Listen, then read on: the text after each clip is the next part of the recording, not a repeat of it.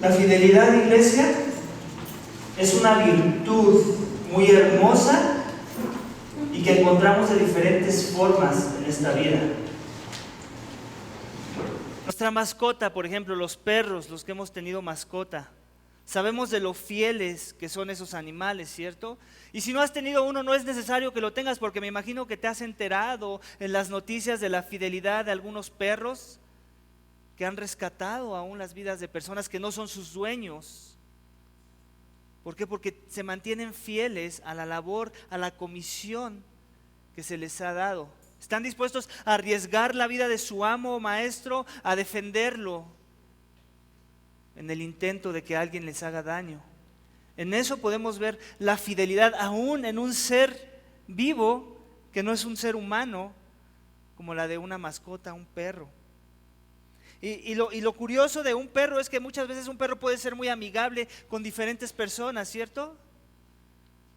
Pero algo que pasa cuando tu voz y la voz de su amo hablan al unísono, el perro sabe distinguir entre la voz de su amo y la tuya y está dispuesto a perder tu amistad con tal de responder a la voz de su amo, ¿cierto?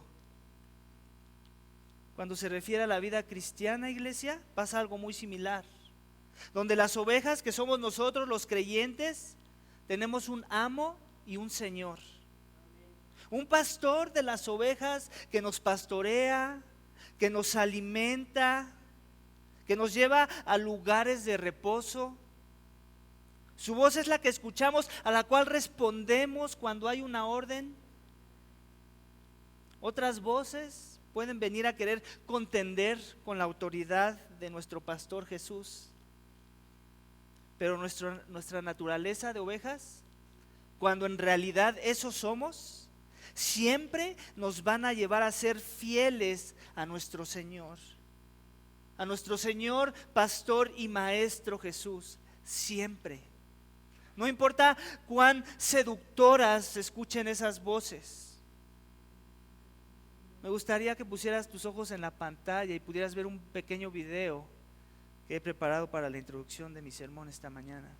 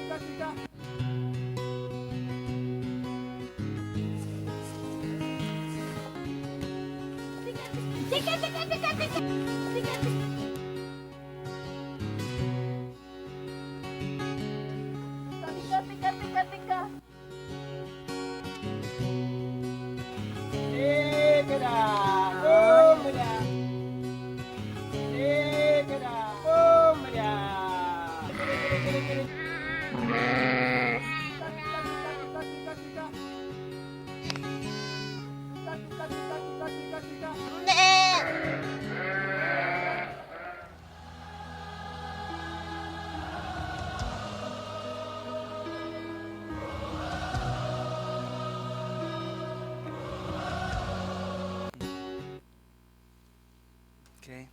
Esta fidelidad que vemos de las ovejas,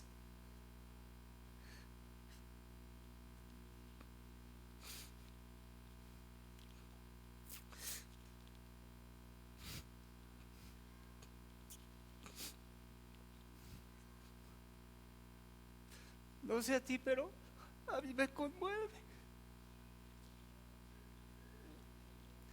Las ovejas están dispuestas a dejar de escuchar la voz de otros que aparentemente tienen buenas intenciones, ¿verdad? Como vemos en el video, yo no veo malas intenciones en los otros personajes que le hablan a esas ovejas, pero están dispuestas a ignorar esas otras voces.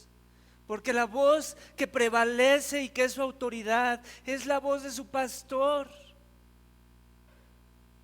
Esa es la voz a la que ellos hacen caso y podemos ver en el video, y están dispuestos a perder esas amistades, a ignorarlas o incluso a desecharlas cuando estas otras voces no se alineen a la voz del pastor Jesús. lo cual muchas de las veces, tristemente,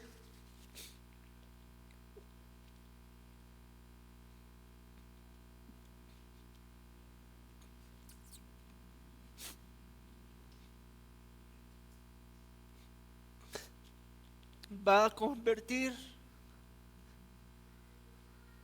nuestras amistades en enemistades.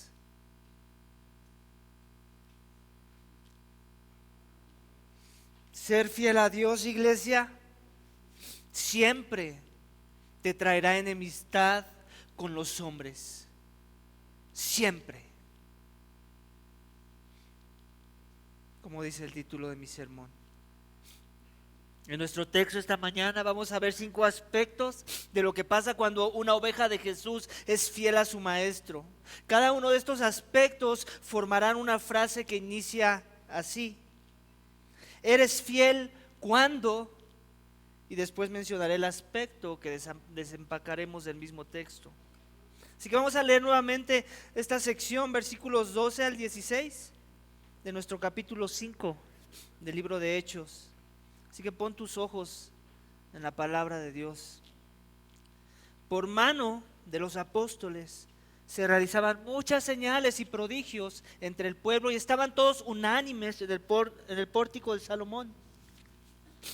Pero ninguno de los demás se atrevía a juntarse con ellos. Sin embargo, el pueblo los tenía en gran estima.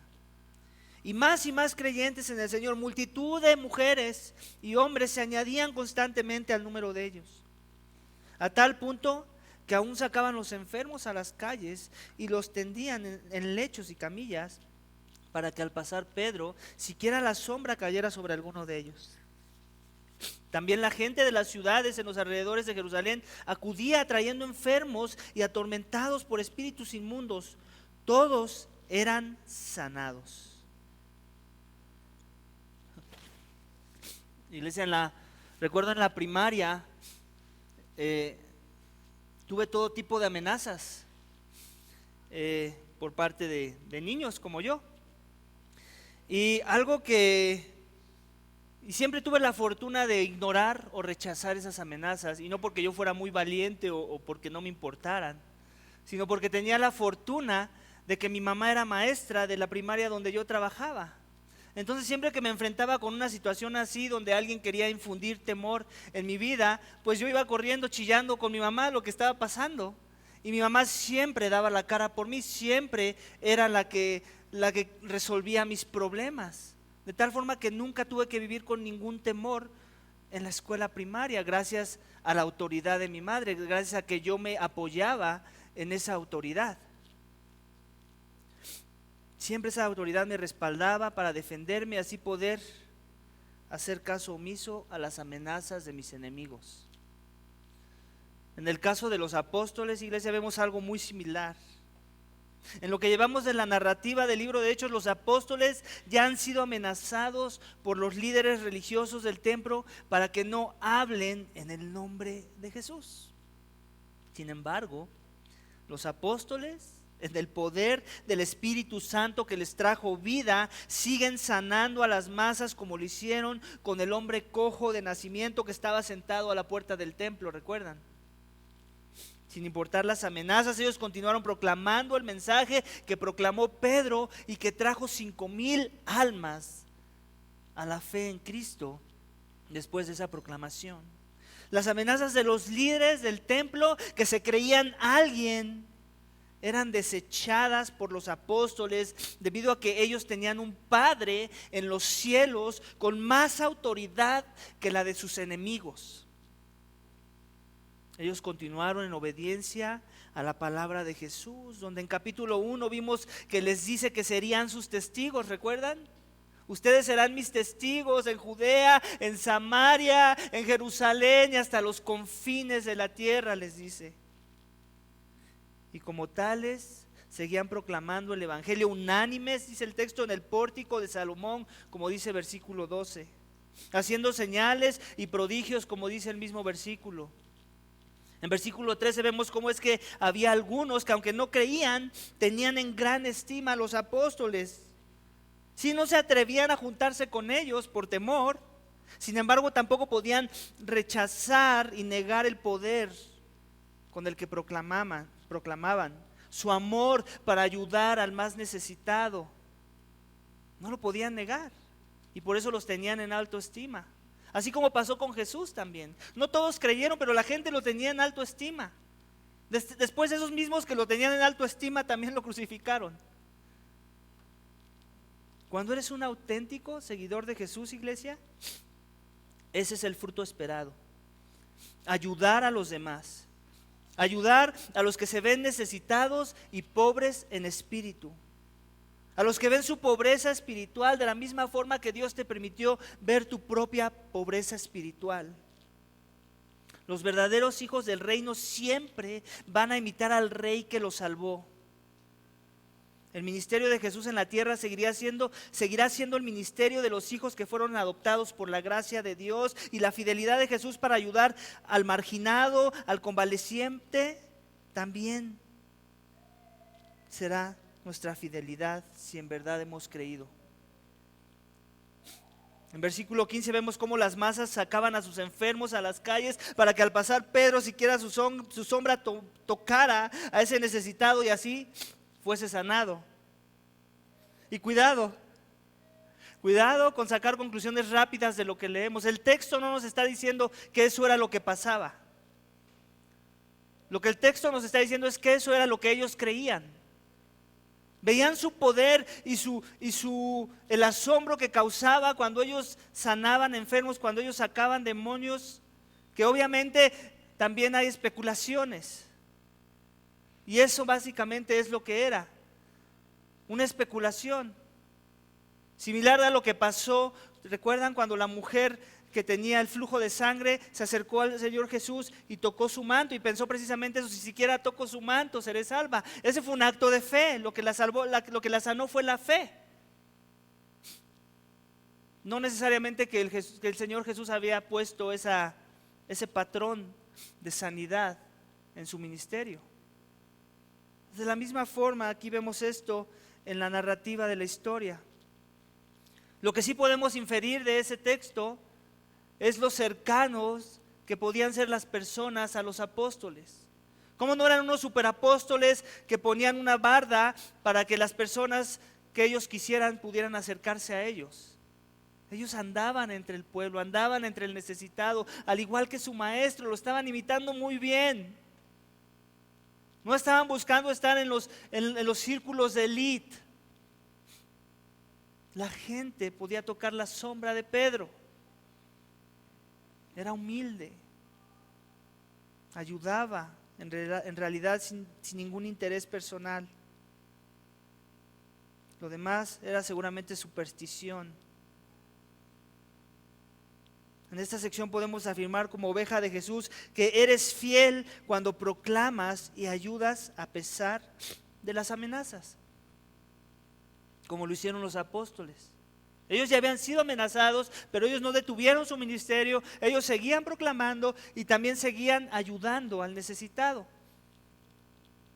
Como dice el primer punto de mi sermón, la proclamación siempre va de la mano de la compasión, iglesia, siempre. Tú no puedes ver a una persona que está hablando verdad, pero nunca ves compasión en su vida. Eso es una ilusión, eso no es un cristiano. Compasión para que más y más crean en el Señor, como dice el versículo 14. Iglesia, te voy a decir algo y te lo voy a decir en mucho amor. Desde que se plantó esta iglesia hemos tratado de impulsar ministerios de compasión, ¿cierto? Para que como miembros seamos imitadores de los apóstoles en áreas de impacto de la sociedad. Actividades como ayudar a gente en situación de calle, orfanatos, hospitales y gente en estatus migratorio.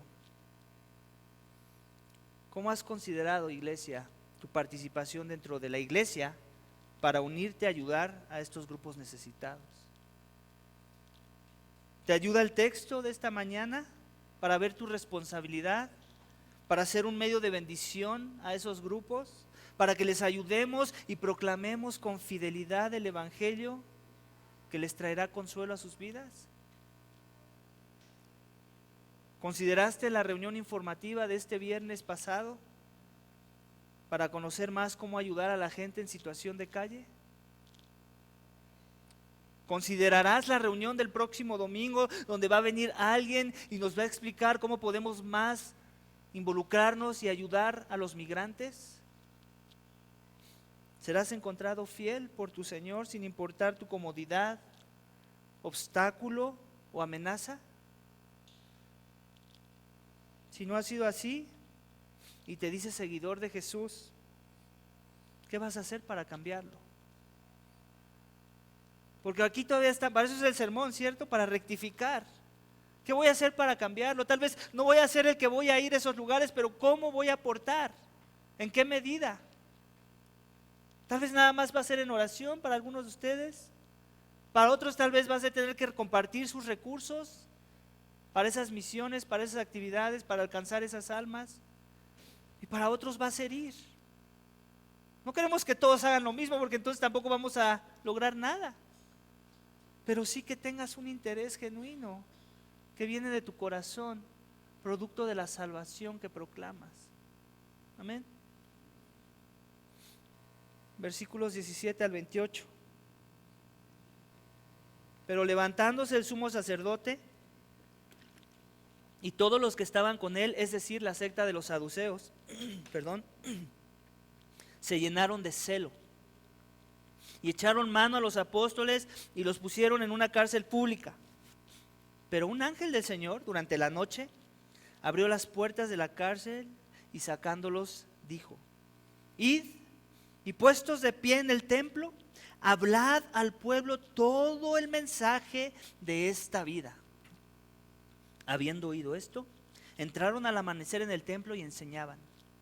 Cuando llegaron el sumo sacerdote y los que estaban con él, convocaron al concilio, es decir, a todo el senado de los hijos de Israel, y enviaron órdenes a la cárcel para que los trajeran. Pero los alguaciles fueron, no los encontraron en la cárcel, vieron pues e informaron diciendo: encontramos la cárcel cerrada con toda seguridad y los guardias de pie a las puertas, pero abrimos y nadie hallamos dentro. Cuando oyeron estas palabras, el capitán de la guardia del templo y los principales sacerdotes se quedaron muy perplejos a causa de ellos, pensando en qué terminaría aquello. Pero alguien se presentó y les informó: mirad, los hombres que pusiste en la cárcel están en el templo enseñando al pueblo. Entonces el capitán fue con los alguaciles y los trajo sin violencia, porque temían al pueblo, no fuera que los apedrearan. Cuando los trajeron, los pusieron ante el concilio y el sumo sacerdote los interrogó diciendo: os dimos órdenes estrictas de no continuar enseñando en este nombre, y he aquí, habéis llenado a Jerusalén con vuestras enseñanzas y queréis traer sobre nosotros la sangre de este hombre.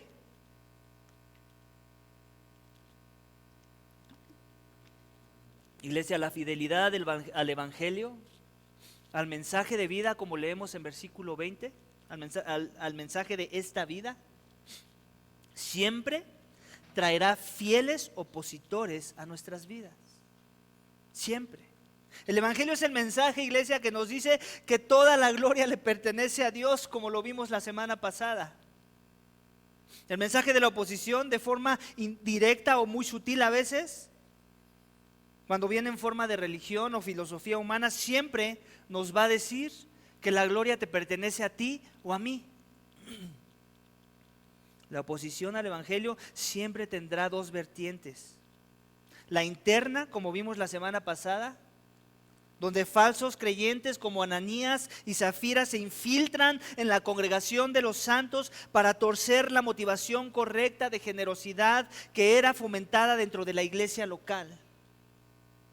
Y la externa, como vemos en nuestra sección esta mañana, donde la falsa religión bien organizada tiene temor de perder a sus prosélitos debido a las enseñanzas de los apóstoles. Versículo 17 nos dice que levantándose el sumo sacerdote y todos los que estaban con él, es decir, la secta de los saduceos, se llenaron ¿de qué? De celo. Celo, iglesia, es frecuentemente el común denominador que provoca hostilidad contra los hijos de Dios. Hostilidad proveniente de los corazones de aquellos que se creen alguien ante los ojos de Dios. Aquellos que no se creen tan pobres de espíritu como Cristo quiere que nos veamos. Aquellos que no se creen tan necesitados, sino que más bien están buscando una plataforma para brillar ante los hombres y así ganar el favor de Dios, como si de eso se tratara la salvación. En la narrativa vemos a la élite del templo haciendo lo propio cuando el celo y el temor a perder su influencia se apodera de sus corazones. Las amenazas como que no fueron suficientes, como que había que escalar al siguiente nivel con los apóstoles, como que ya se estaban saliendo de la raya, había que hacer algo más. Similar a lo que pasa cuando tu hijo no entiende con palabras, ¿cierto? Vete a tu cuarto y no salgas de ahí. Y pensamos que esa va a ser la solución al problema de su corazón, ¿cierto? En vez de lidiar con su corazón, en vez de lidiar con su pecado. A los apóstoles no se les pidió por las buenas, por cierto, sino que fueron sometidos y encarcelados por la élite judía. Lo irónico del asunto es que son liberados de la cárcel por un ángel. Ese es el milagro que los sacó. Los saduceos, de los que menciona el texto, eran ese grupo, élite, eran los religiosos de izquierda, por decirlo así, los liberales, con influencia así dentro del Sanedrín, que era la cúpula judía, como que los jueces, los magistrados judíos, que no creían ni en los milagros, ni en la resurrección, ni mucho menos en los ángeles. Y oh sorpresa, la ironía es que fue un ángel el que los saca de la cárcel. En el versículo 19 lo vemos, y les ordena hacer la misma actividad que los metió en problemas. El mensaje de esta vida del que habla el versículo 20 es un sinónimo del evangelio de Jesús, por el cual fueron arrestados y para el cual fueron nuevamente liberados. El día siguiente los mandan traer y oh sorpresa, los guardias están, la chapa está asegurada, la puerta está cerrada, pero la cárcel está vacía. Como siempre, hay espías dentro de la oposición, los cuales trajeron a la atención la noticia de que los apóstoles estaban enseñando en el templo, como vemos en versículo 25. La oposición, iglesia, siempre tiene sus espías. Tanto la oposición externa, como vemos en el texto, como la interna, como pasa muchas veces dentro de la iglesia local, cuando los falsos hermanos se infiltran en la congregación. La oposición muchas de las veces trata de hacerse ver compasiva y paciente ante la proclamación de la verdad. Es su estrategia. En versículo 26 vemos que los apóstoles son traídos, pero sin violencia. Sin violencia a la presencia de la oposición. Y muchas de las veces la razón por la que la oposición no actúa con la ira que hay en sus corazones es porque quieren dar una buena impresión a los demás. O por miedo, como vemos en el versículo. La oposición siempre tendrá sus argumentos, como vemos en versículo 28. Siempre tratarán de convencernos de que su oposición tiene fundamentos. La oposición muchas de las veces se hacen los pobrecitos, como vemos aquí con los líderes del templo, pobrecitos. Se sienten mal porque los están acusando de la muerte del maestro de estos apóstoles. Pobrecitos. Se sienten mal porque están perdiendo su influencia y muchos están empezando a creer en una religión que para ellos es falsa. Pobrecitos.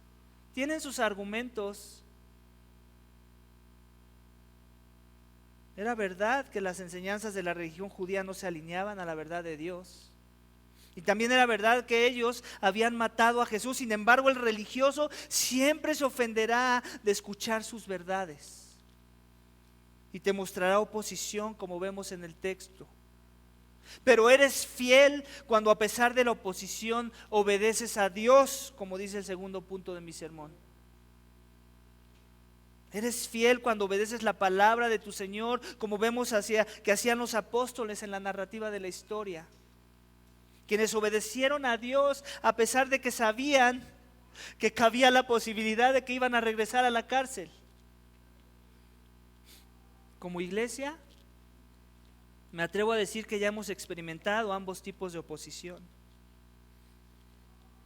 También me atrevo a decir que la oposición interna ha sido más intensa por el momento.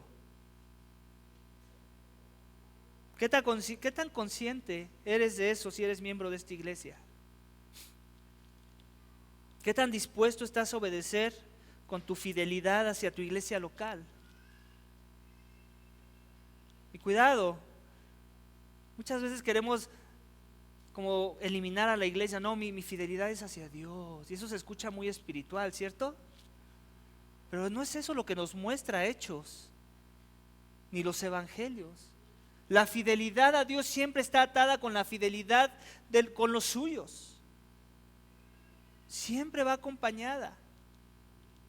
No torzamos la escritura en nuestro intento de vernos más espirituales y decir, yo con Dios, ping pong. Aquí, si los demás, no me importa. ¿Qué es eso? ¿Acaso ves eso en la vida de los apóstoles? Ellos son fieles los unos a los otros mutuamente. Juntos se fueron a la cárcel. Juntos salieron. ¿Qué tan cercano, iglesia, está tu corazón al del espía de la oposición? O hacer la oposición misma dentro de la iglesia, no lo sé. Yo no leo corazones.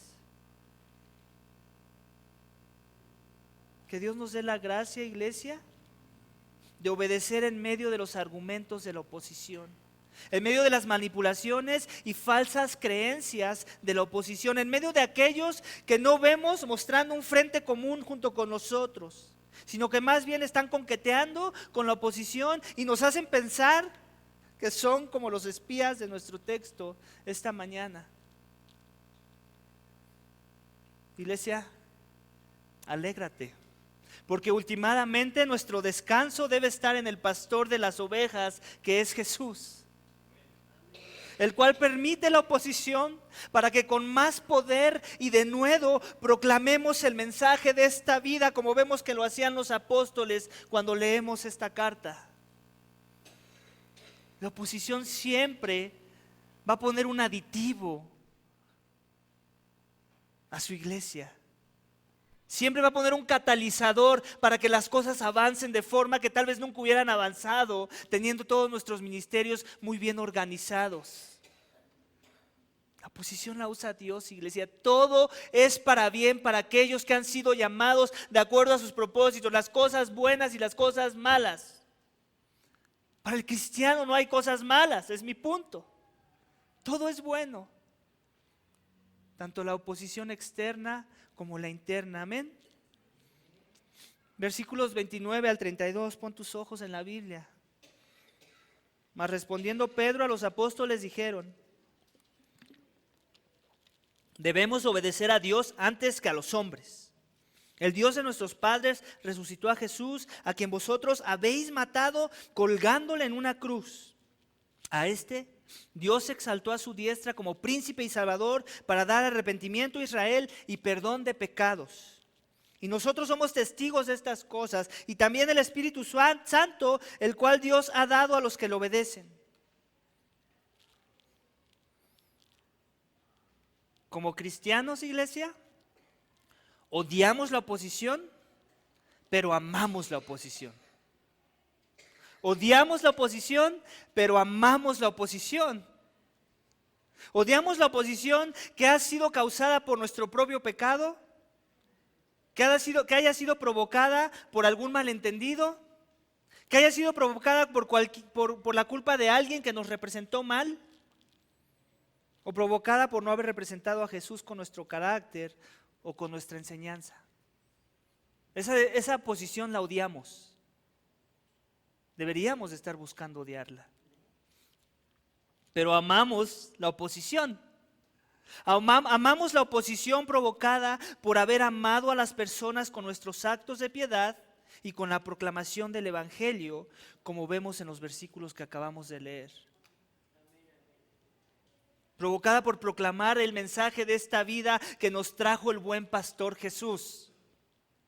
El Evangelio de la salvación de las almas, que nos enseña que esta vida se trata de obedecer no a los hombres, no a mis inclinaciones carnales y pecaminosas que se oponen a la voluntad de Dios, no a un gobierno, no a mi jefe en el trabajo, no a los líderes religiosos que buscan la gloria propia, sino a Dios, como dice el versículo 29. El mensaje de esta vida que nos enseña que hay que honrar a las autoridades que Dios instituyó sobre nosotros, sí, pero no cuando éstas nos demandan deshonrar a Dios. El mensaje de esta vida que nos dice que el Hijo de Dios tuvo que ser puesto a muerte en una cruz por culpa de tu pecado y de mi pecado. El mensaje de esta vida que dice que por tu culpa y mi culpa, por tu conducta y mi conducta, nuestro Creador tuvo que castigar a su Hijo. El mensaje de esta vida que nos dice que Jesús murió y resucitó, como dice el versículo 30. El mensaje de esta vida que nos dice que Cristo no solo fue resucitado, venciendo así la muerte y probando así que su sacrificio fue acepto a los ojos de su Padre, sino que está sentado a la diestra de Dios como un abogado en los cielos, intercediendo por nuestra maldad, la maldad que recibió nuestro castigo en la cruz. El sacrificio que por fe debemos de creer para que nuestros pecados sean perdonados y podamos ser salvos de la santa ira de Dios. Cuando nos arrepentimos en verdad de nuestra iniquidad como Dios demanda y recibimos la salvación que Dios ofrece, de la cual leemos en versículo 31.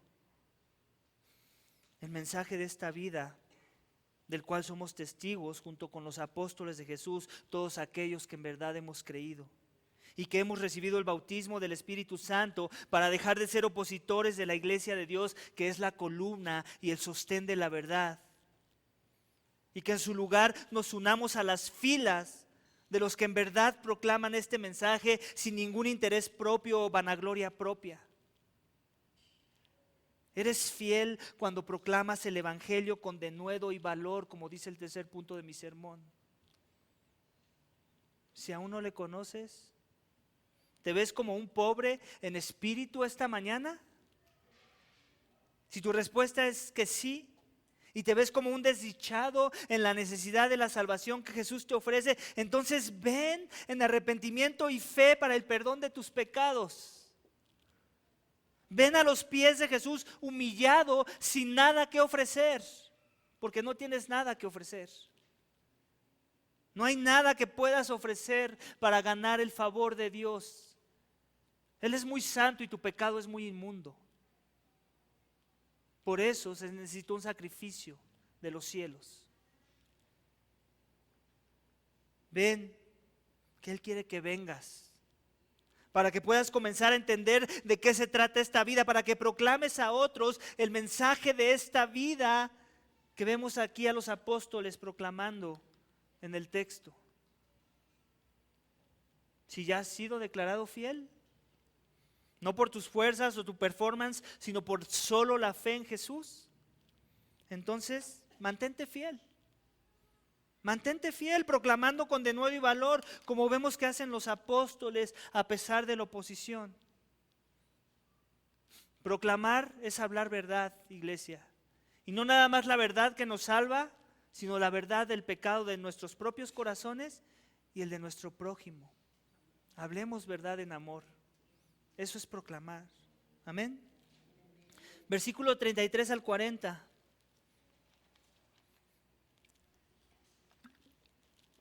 Cuando ellos oyeron esto, se sintieron profundamente ofendidos y querían matarlos. Pero cierto fariseo llamado Gamaliel, maestro de la ley, respetado por todo el pueblo, se levantó en el concilio y ordenó que sacaran a los hombres fuera por un momento. Y les dijo: varones de Israel, tened cuidado de lo que vais a hacer con estos hombres, Porque hace algún tiempo Teudas se levantó pretendiendo ser alguien, y un grupo como de 400 hombres se unió a él y fue muerto, y todos los que le seguían fueron dispersos y reducidos a nada. Después de él se levantó Judas de Galilea en los días del censo y llevó mucha gente tras sí. También él pereció, y todos los que lo seguían se dispersaron. Por tanto, en este caso os digo, no tengáis nada que ver con estos hombres y dejadlos en paz. Porque si este plan de acción es de los hombres, perecerá. Pero si es de Dios, no podréis destruirlos, no sea que os halléis luchando contra Dios.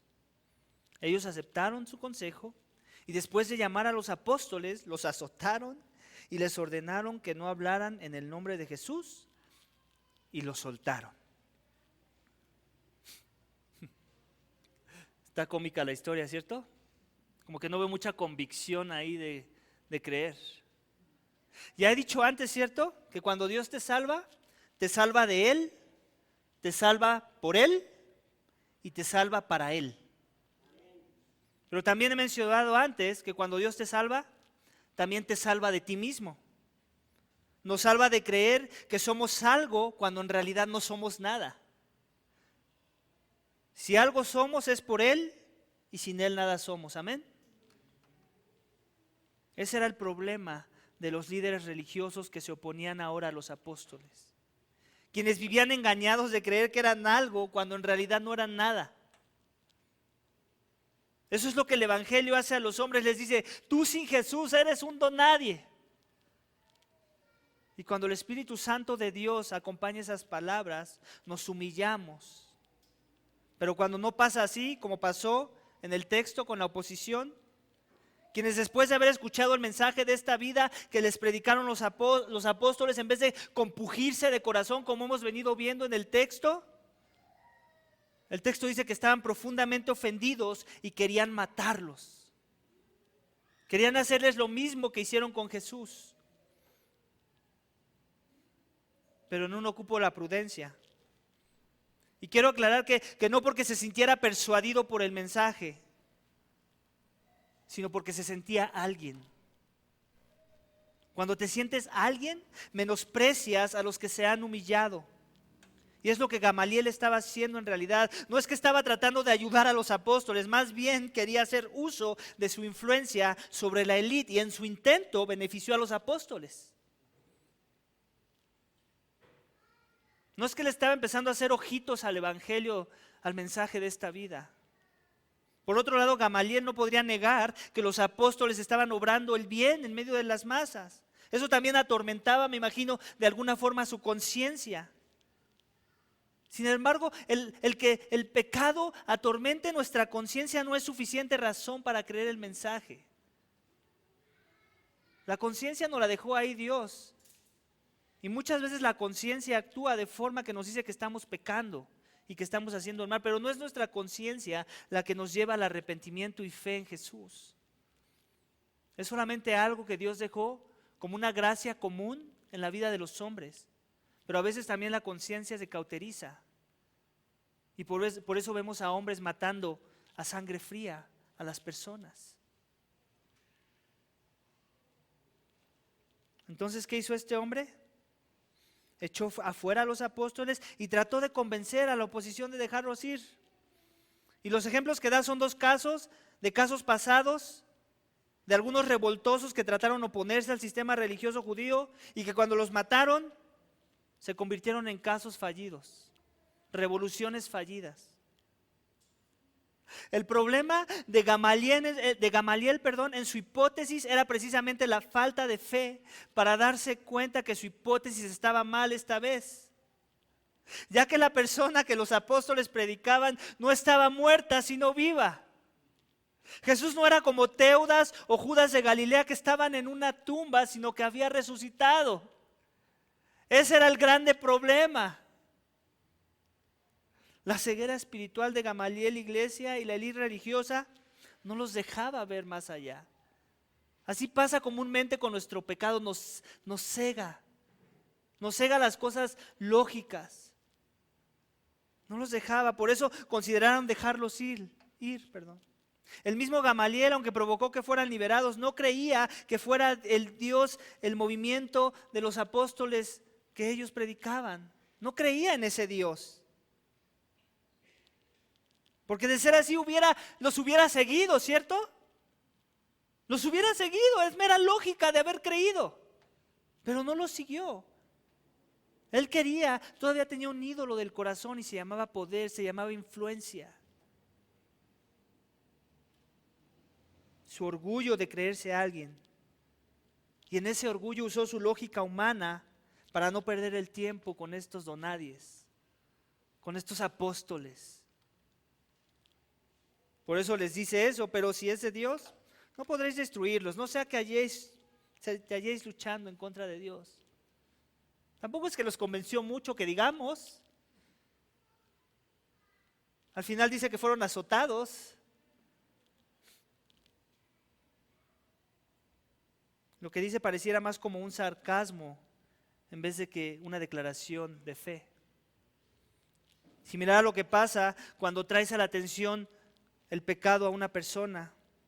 Y lo primero que hace para descalificar tu exhortación es sentirse alguien mejor que tú, para entonces desechar lo que le has traído a su atención y mejor alejarse de ti.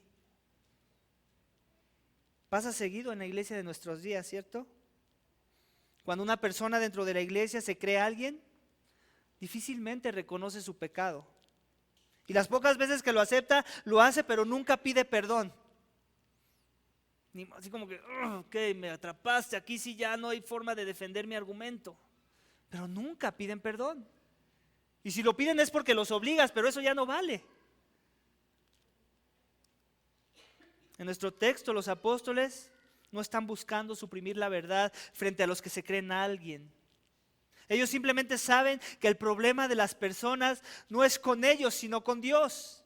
Y es por eso que no miden las consecuencias. Pues saben que ante los ojos de Dios todos somos condenados sin importar tu estatus social, económico o político de influencia. Todos. Todos estamos en la misma reglita. Para los apóstoles eres fiel cuando estás dispuesto a enfrentarte ante los que se creen alguien. Como dice el cuarto punto de mi sermón. ¿Quién te crees tú esta mañana? ¿Alguien a quien tenemos que rendir honor? ¿Alguien a quien todos tenemos que prestar oído para escuchar tu sabiduría?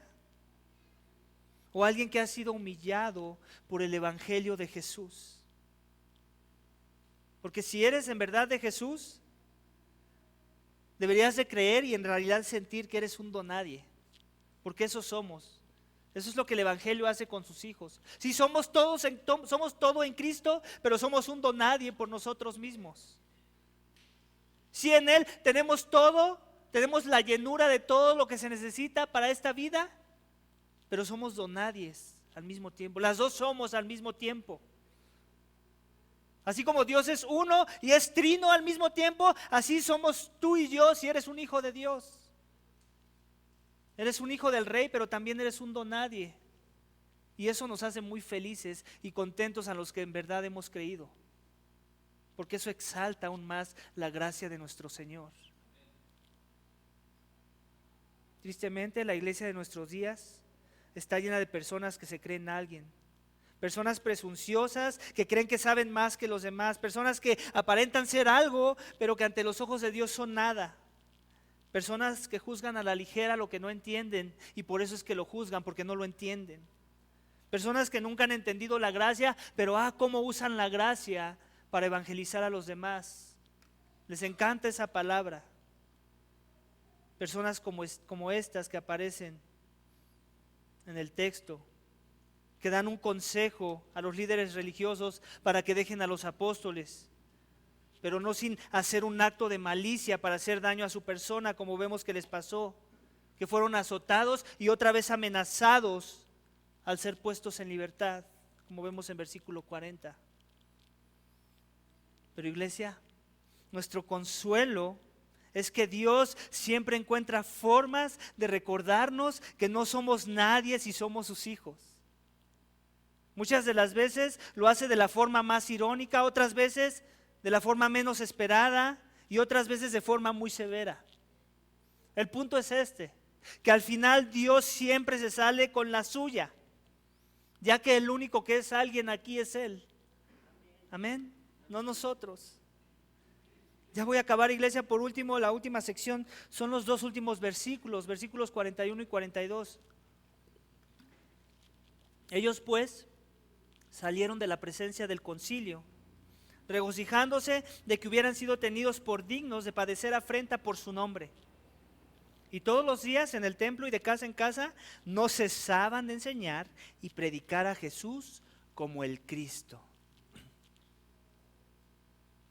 Iglesia, en el entrenamiento que tomé para la plantación de esta iglesia, que fue hace como 2 años y medio, fue de gran bendición, y una de las cosas que me bendijo mucho era que los instructores, los maestros en las diferentes cosas y áreas que nos prepararon, eran pastores que estaban actualmente pastoreando iglesias.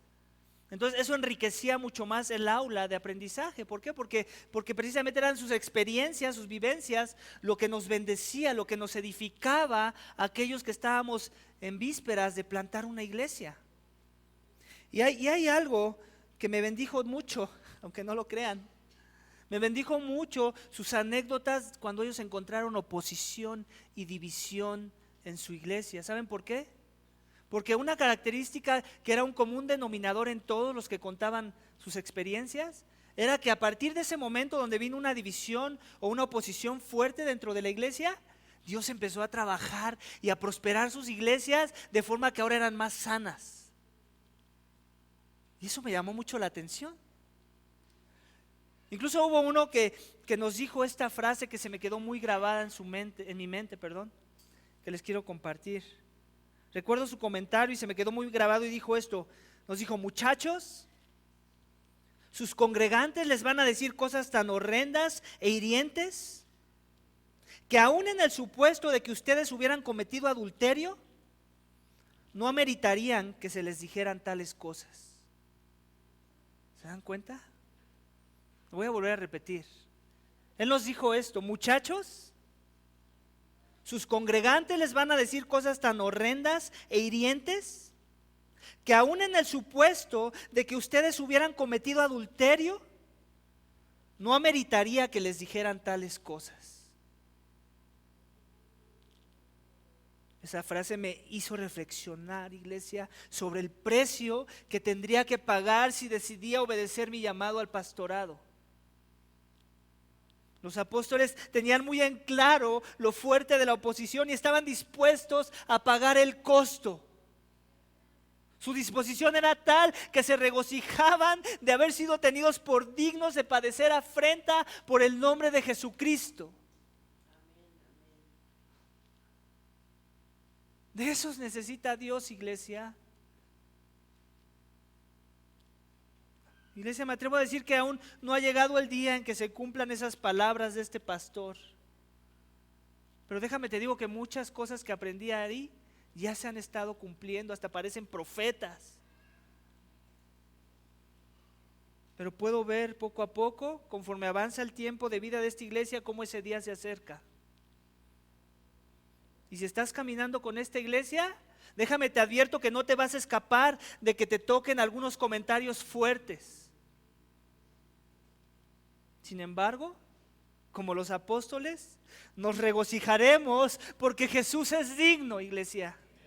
Y seguiremos proclamando el mensaje de esta vida después de los insultos, después de las difamaciones, después del maltrato de la oposición. Eres fiel cuando entiendes que Jesús es digno de tu maltrato y le proclamas, iglesia. Como dice el último punto de mi sermón. Es mentira cuando alguien te diga que con Jesús ya no vas a sufrir en esta vida. Esa es una mentira del diablo. Me atrevo a decir que los años que llevo caminando con Cristo, no ha habido un año en el que no he padecido o sufrido por causa de su nombre. Y si eres una oveja de Jesús esta mañana, seguramente también ese es tu caso. Sin embargo, iglesia, nuestro consuelo es en el que sufrió la ira de Dios por nosotros. el que es digno que suframos un poquito en esta tierra, ya que es precisamente nuestro sufrimiento lo que nos acerca más a Él para que nos parezcamos más a Él. Amén. La enemistad y la oposición de los hombres siempre será algo que Dios usa de forma muy milagrosa para crecer en sus ovejas la fidelidad hacia su persona. Fidelidad como la de un perro con su amo, fidelidad como la de una oveja con su pastor, fidelidad como la que vemos con los apóstoles en nuestro texto esta mañana, donde todos los días, dice el texto, en el templo y de casa en casa no cesaban de enseñar y predicar en Jesús. ¿Cómo es Él el Cristo? La oposición, iglesia, siempre va a tratar de desanimarnos, de difamarnos, de descalificarnos, de menospreciarnos. Pero Dios siempre nos va a levantar. ¿Por qué? Porque la misión se trata de Él y no de nosotros. Se trata de entender que no somos nadie para que Él sea nuestro todo.